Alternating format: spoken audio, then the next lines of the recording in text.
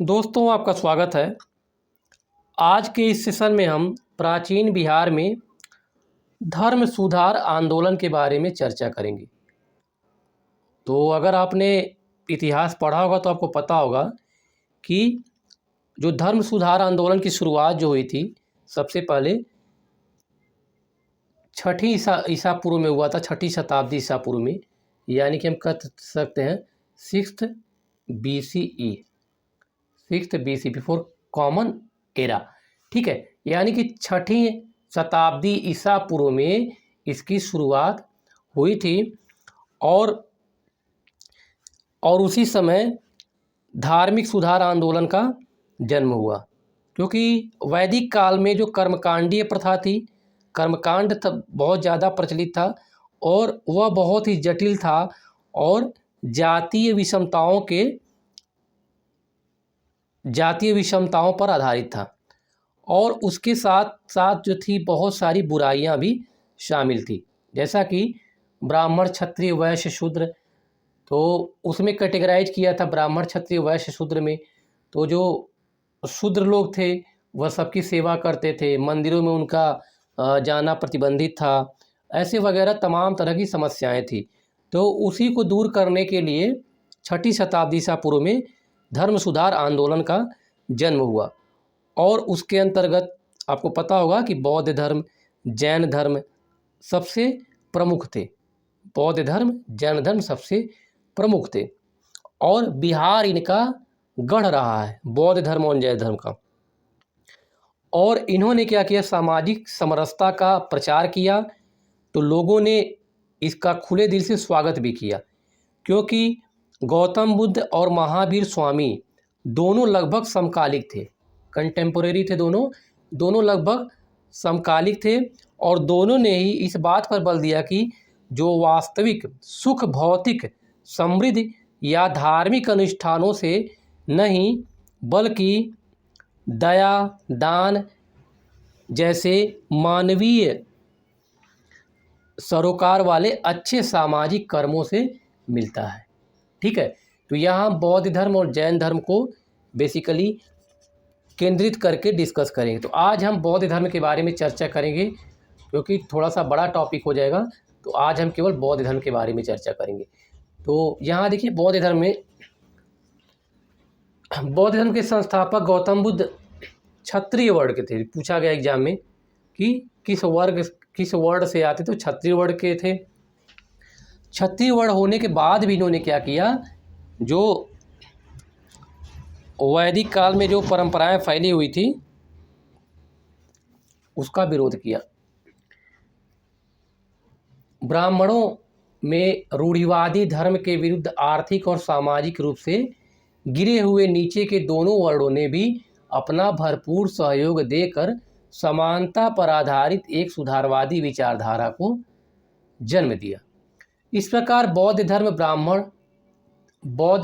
ब्राह्मण धर्म के खिलाफ एक सुधारात्मक आंदोलन था। ये सब इम्पोर्टेंट है। तो बौद्ध धर्म ब्राह्मण धर्म के विरोध में था, क्योंकि ब्राह्मण लोग चाहते थे कि वैदिक जो काल की सभ्यता है वो हमेशा बनी रहे, उसी तरीके से वर्ण व्यवस्था बनी रहे, तो लोग उसका विरोध करते थे। तो वो गौतम बुद्ध ने क्या किया, इसको ब्राह्मण धर्म के विरोध में लिया और मानवीय सरोकार वाले इस बौद्ध धर्म का शांति और अहिंसा मूल धर्म था। तो मुख्य इनका उद्देश्य क्या था, बौद्ध धर्म का शांति और अहिंसा। इसने वैश्यों, शूद्रों और स्त्रियों को समाज में स्तर उठाने में मदद की। समाज में जो स्तर इनका बहुत नीचे था, शूद्र, वैश्य और महिलाओं की दशा बहुत ही दीन थी, तो उसको उन्होंने ऊपर उठाने के लिए गौतम बुद्ध ने प्रयास किया।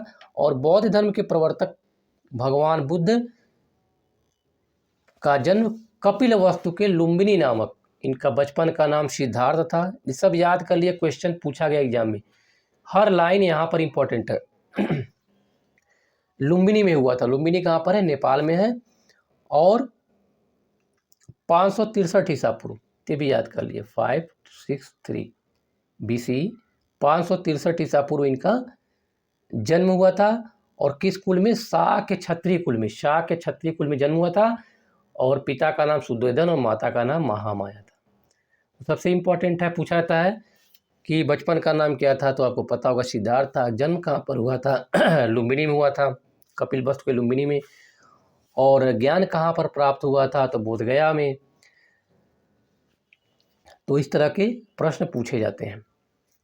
तो बुद्ध के पिता का नाम शुद्धोधन और माता का नाम महामाया था। 563 ईसा पूर्व में इनका जन्म हुआ था। और जन्म के कुछ दिन बाद इनके माता का देहांत हो जाता है। और फिर इनका पालन पोषण जो था, इनकी एक सौतेली माँ थी प्रजापति गौतमी ने किया था। महात्मा बुद्ध की पत्नी का नाम था यशोधरा। बहुत ही कम उम्र में इनकी शादी हो गई। तो इनकी पत्नी का नाम था यशोधरा और पुत्र का नाम था राहुल। और जब गौतम बुद्ध यानी कि जब बचपन का नाम चूंकि सिद्धार्थ था, तो सिद्धार्थ जब कपिलवस्तु की सैर पर निकले तो उन्हें निम्न, मतलब एक क्रमानुसार हमें याद करना है, 4 दृश्यों को देखकर बहुत ही विचलित हुए। तो सबसे पहले देखिए, कभी कभी अरेंज करने के लिए आता है, व्यवस्थित करने के लिए। सबसे पहले इन्होंने क्या देखा था? बूढ़ा व्यक्ति देखा था। सबसे पहले बूढ़ा व्यक्ति देखा, उसके बाद बीमार व्यक्ति देखा, फिर एक शव की यात्रा थी। कोई व्यक्ति, किसी व्यक्ति का देहांत हो गया था, तो उसकी शव यात्रा लोग ले जा रहे थे, तो उसको देखा। इसके बाद सबसे बाद में सन्यासी को देखा था। ठीक है। कंठक गौतम बुद्ध का प्रिय घोड़ा अथवा छन्न सारथी था। तो हो सकता है बिहार में कभी कभी क्या होता है कि फैक्ट ज़्यादा पूछा जाता है, तो घोड़े का नाम भी पूछ दिया जाए या फिर इनके सारथी का नाम। और सारथी का नाम पूछा भी गया है, तो छन्न सारथी था और कंठक गौतम बुद्ध का घोड़ा था। इसके बाद सांसारिक सुख दुख से मोहभंग होने के बाद सिद्धार्थ ने 29 वर्ष की अवस्था में महाभिनिष्क्रमण। तो प्रश्न पूछा जाता है, महाभिनिष्क्रमण किससे संबंधित है? तो यह जो है गृह त्याग से है। गृह त्याग से महाभिनिष्क्रमण। और किस धर्म से संबंधित है? बौद्ध धर्म से। तो इसका मतलब है गृह त्याग। गृह त्याग के उपरांत वे सर्वप्रथम वैशाली के नजदीक सांख्य दर्शन के आचार्य तथा अपनी साधना शक्ति के लिए जी याद कर लिए अलार कलाम। सांख्य दर्शन के आचार्य थे अलार कलाम, उनके आश्रम में गए। और उसके बाद वे राजगृह में के रुद्रक रामपुत्र से मिले और वहाँ से ज्ञान की खोज में उरुवेला, ये इम्पोर्टेंट है, उरुवेला यानी कि बोधगया पहुँचे। और बोधगया में एक निरंजना नदी के किनारे उरुवेला वन में एक पीपल के वृक्ष के नीचे इन्होंने 6 वर्ष तक तपस्या की। 29 वर्ष की आयु में महाभिनिष्क्रमण हुआ, यानी गृह त्याग कर दिया। और 6 वर्ष तक पीपल वृक्ष के नीचे इन्होंने क्या किया? कठिन तपस्या किया। तो इनकी उम्र हुई 35 साल। और 35 वर्ष की आयु में वैशाख पूर्णिमा को सिद्धार्थ को ज्ञान प्राप्त हुआ। ये सारे इम्पोर्टेंट हैं। कितने दिन तपस्या किया? बीपीएससी में या बिहार एसआई में या बिहार एसएससी में बार बार पूछा जाता है। पीपल के वृक्ष के इन्होंने मतलब कितने दिनों तक तपस्या किया? 6 वर्ष तक। किस उम्र में महाभिनिष्क्रमण हुआ? गृह त्याग किया 29 वर्ष की अवस्था में।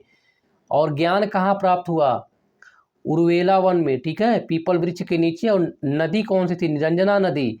और वैशाख पूर्णिमा का दिन था। ये सब। और इनके जो पहले सांख्य दर्शन के आचार्य गुरु कौन थे? अलार कलाम। तो ये सारे प्रश्न, सारे मतलब एक एक लाइन इंपॉर्टेंट है यहाँ पर। प्रीवियस ईयर क्वेश्चन पेपर में देखें सब पूछा गया है। इसके बाद देखिए, ऐसा माना जाता है कि वैशाख पूर्णिमा के दिन ही सुजाता नामक स्त्री के द्वारा भेंट में दिए गए खीर खाने के उपरांत गौतम को ज्ञान की प्राप्ति हुई।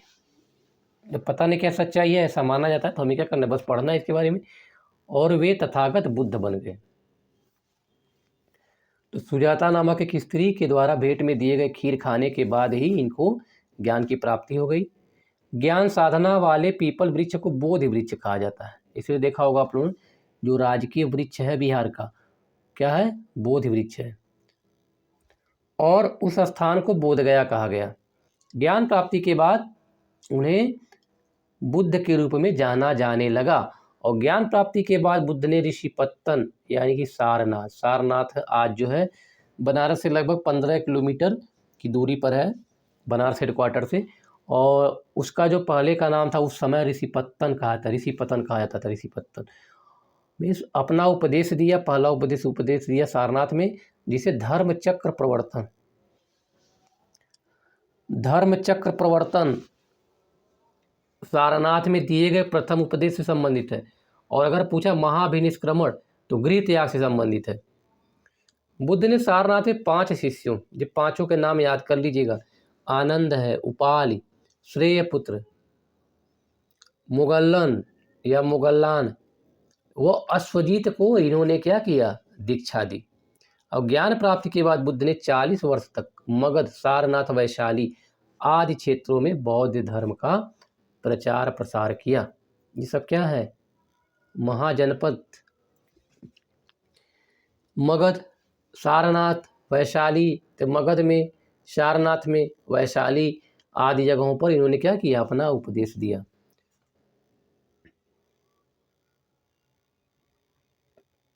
धर्म का प्रचार प्रसार किया।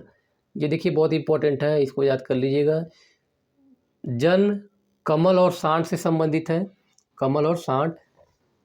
गृह त्याग महाभिनिष्क्रमण घोड़ा से। ज्ञान बोधि वृक्ष पीपल। निर्वाण, निर्वाण जो है पदचिन्ह। मृत्यु स्तूप, देखा होगा कुशीनगर में इनकी मृत्यु हुई थी तो उसे स्तूप कहा, स्तूप देखा होगा आप लोगों ने कुशीनगर में।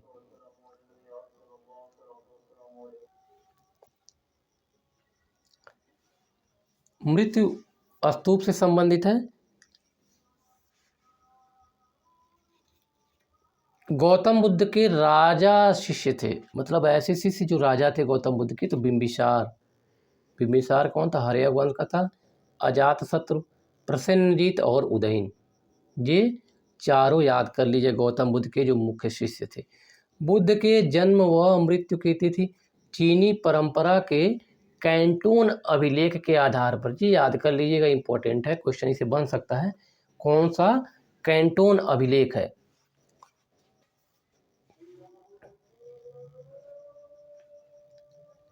बौद्ध धर्म के बारे में ज्ञान पाली भाषा में रचित त्रिपिटक, इसको याद करिए, पाली भाषा में पूछा जाता है। जैसे सूत पिटक, विनय पिटक और त्रिपिटक, ये बौद्ध धर्म के जो 3 पिटक हैं, सूत पिटक, विनय पिटक और त्रिपिटक, तो पाली भाषा में इसकी रचना की गई त्रिपिटक की, और उससे प्राप्त होती है गौतम बुद्ध के बारे में। बौद्ध धर्म में त्रिरत्न है, बुद्ध है, धम्म है और संघ है। बुद्ध, धम्म और संघ, तो 3 रत्न का कॉन्सेप्ट है। बौद्ध धर्म के उपदेश पाली भाषा में दिए गए हैं, ये इंपॉर्टेंट है, पूछा गया है। और पावा, पावा यानी कि कुशीनगर का पूरा नाम पावा था। कुशीनगर के समीप चुंद नामक व्यक्ति के द्वारा खिलाए गए सूकर माधव यानी सूअर का मांस होता है, से महात्मा बुद्ध उदर विकास है, मतलब पेट में दर्द होने लगा और उससे क्या हुआ, 80 वर्ष की आयु में इनकी 483 ईसा पूर्व इनकी मृत्यु हो जाती है। जन्म कब हुआ, 563, 563 और मृत्यु 483 ईसा पूर्व हो जाती है। और बुद्ध की मृत्यु को ही महापरिनिर्वाण, महापरिनिर्वाण कहा गया। ठीक है, महापरिनिर्वाण कहा गया इनकी मृत्यु को। यहाँ देखिए बुद्ध से संबंधित महत्वपूर्ण घटनाएं, उनके जो प्रतीक है, सिंबल है। हाथी, हाथी जो है माता के गर्भ में आना, ये सब याद कर लीजिएगा, बहुत इंपॉर्टेंट। कमल, कमल बुद्ध का जन्म से संबंधित है। घोड़ा गृह त्याग से। बोधि वृक्ष ज्ञान प्राप्ति से है। धर्मचक्र, सारनाथ में इन्होंने पहला उपदेश दिया था, उसे धर्मचक्र प्रवर्तन कहा गया था। तो प्रथम उपदेश भूमि स्पर्श मुद्रा, भूमि को स्पर्श करते हुए इनको दिखाया गया है, तो इंद्रियों पर विजय से संबंधित है। और एक करवट सोना मतलब महापरिनिर्वाण, करवट लेकर सो गए मतलब कि इनकी मृत्यु हो गई, इसे महापरिनिर्वाण कहा गया। ठीक है, अब देखिए नेक्स्ट है, सारे फैक्ट एक एक लाइन जो दिएगा सब के सब इंपॉर्टेंट। अगर आपने इसमें से सारा अच्छे से पढ़ लिया, 3-4 बार वीडियो देख लिया, तो आपका एक भी क्वेश्चन गलत नहीं होगा। बुद्ध की मृत्यु को महापरिनिर्वाण कहा गया। महापरिनिर्वाण के उपरांत बुद्ध के अवशेष, ये देखिए बहुत कितने स्थान पूछा गया, कितने स्थानों पर इनको ले जाया गया। 8 भागों में विभाजित किया गया है। एक तो लिच्छवी, वैशाली में लिच्छवी था, लिच्छवी, और शाक्य, कपिलवस्तु, कोलीय वंश कहाँ पर था?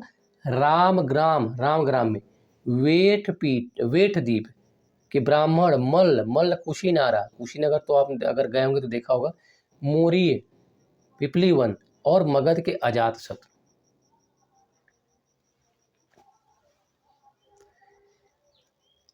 मगध, ठीक है। महात्मा बुद्ध ने सर्वप्रथम लिखी 4 जो श्रेष्ठ हैं, जिसे आर्य सत्य बताया गया है, आर्य सत्य बताया। पहला देखिए, विश्व दुखों से परिपूर्ण है, जिसे दुख कहा जाता है। विश्व जो है दुखों से परिपूर्ण है। दूसरा क्या था?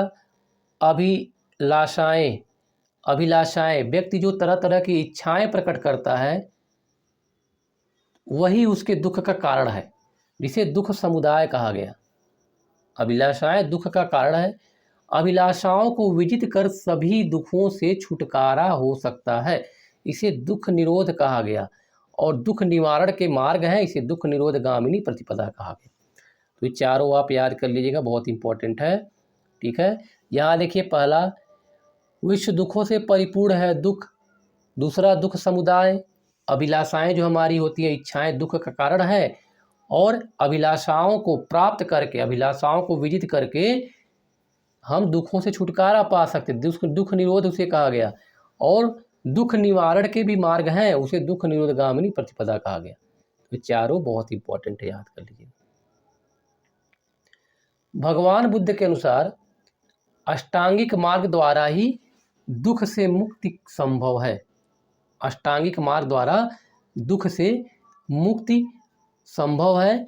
और ये अष्टांगिक मार्ग जो है, सम्यक दृष्टि, सम्यक संकल्प और सम्यक व्यायाम दिया है। देखिए इसमें अष्टांगिक मार्ग जो दिया है, सम्यक दृष्टि, सम्यक संकल्प, सम्यक वाणी, सम्यक कर्मांत, सम्यक आजीव, सम्यक व्यायाम, सम्यक स्मृति और सम्यक समाधि है। ये 8 मार्ग हैं। 8 मार्ग किस लिए हैं? दुखों से मुक्ति पाने के लिए।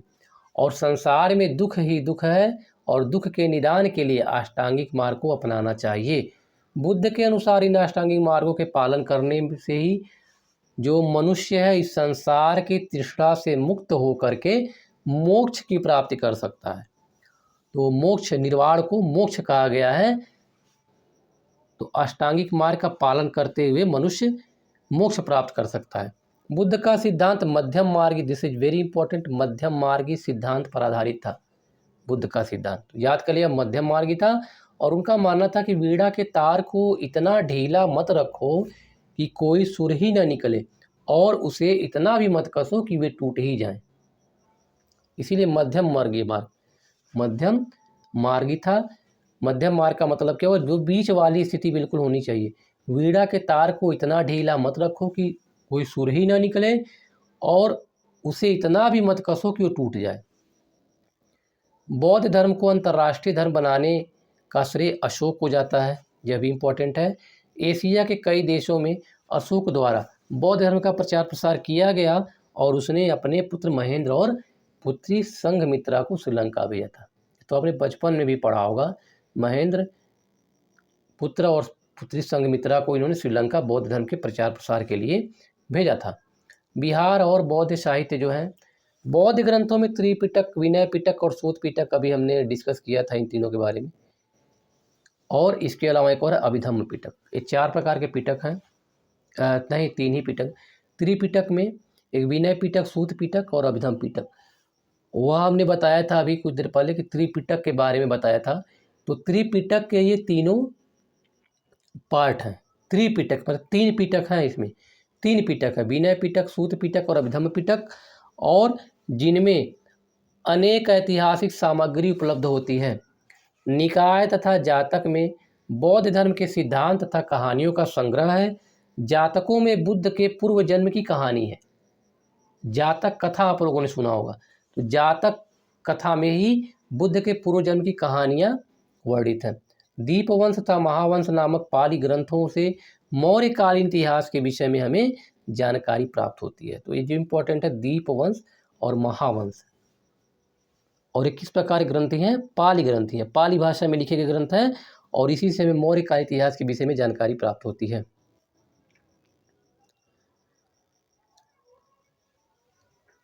बौद्ध धर्म के परवर्ती धार्मिक संप्रदाय जो थे,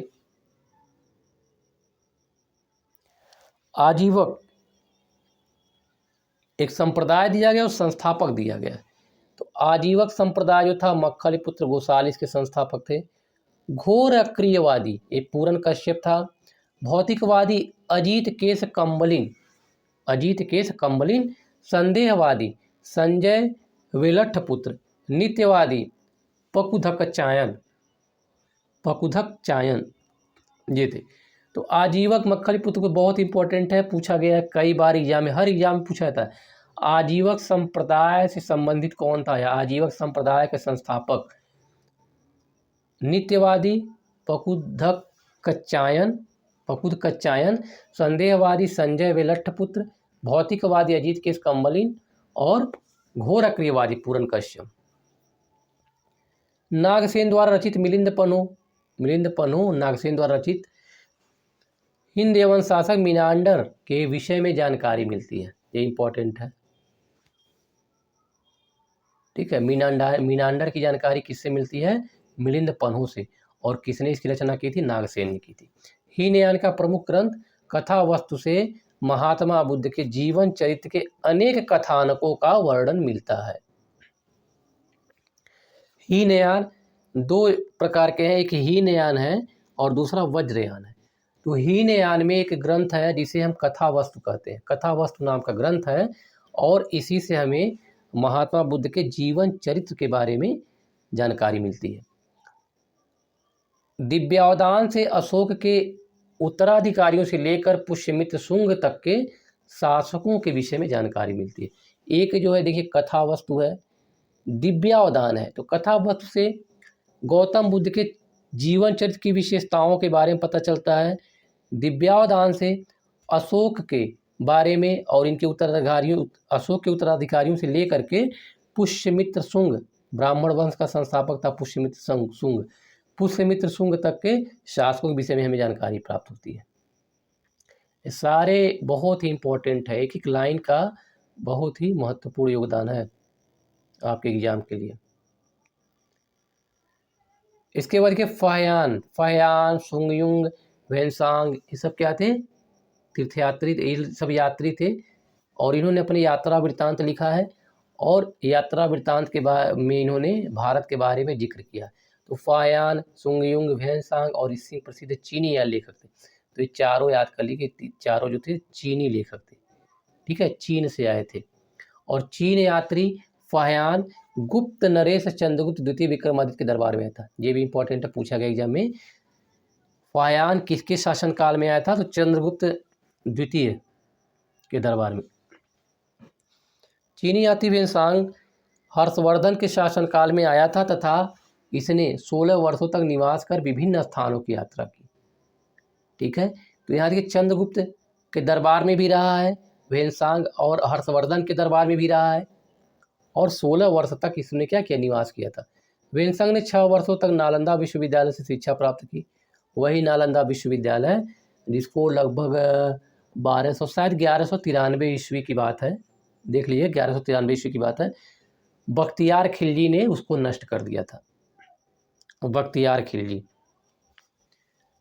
यात्रा वृत्तांत को सीयू की, वेनसांग का एक यात्रा वृत्तांत मतलब एक लिखता है पुस्तक है और उसमें उसका नाम है सीयू की, जिसने 139 देशों का विवरण मिलता है। 139 देशों के बारे में उसको बताया गया है। इस सिंह देख लिए, याद कर लिए, 7वीं शताब्दी के अंत में भारत आया था। देखिए इनको क्या होता है, अक्सर लोग छोड़ देते हैं, जो भी यात्री जो भारत पर आए थे और इन्होंने जो यात्रा वृत्तांत लिखा उसको लोग क्या करते हैं, छोड़ देते हैं। कभी कभी क्या होता है, अरेंज करने के लिए पूछा कौन आया सबसे पहले, कौन सबसे बाद में आया, इस तरह के क्वेश्चन पूछे जाते हैं। और इस सिंह 7वीं शताब्दी में भारत आया था।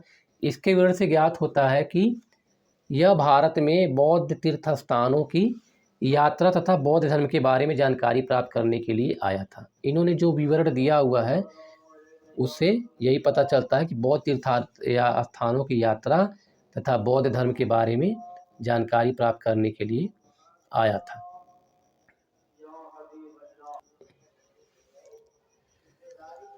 बौद्ध संगीतियाँ हैं और 4 बौद्ध संगीतियाँ आयोजित की गई थी। इसके बारे में हम चर्चा जो है नेक्स्ट सेशन में करेंगे, क्योंकि वीडियो काफ़ी लंबा हो जाएगा और छोटा छोटा वीडियो है तो आप आसानी से उसको देख सकते हैं, आपको किसी प्रकार की कोई परेशानी नहीं होगी। तो आज के लिए बस इतना ही, और अगर आपको वीडियो अच्छा लगे तो लाइक कीजिए, अपने दोस्तों को शेयर कीजिए और चैनल को सब्सक्राइब कीजिए।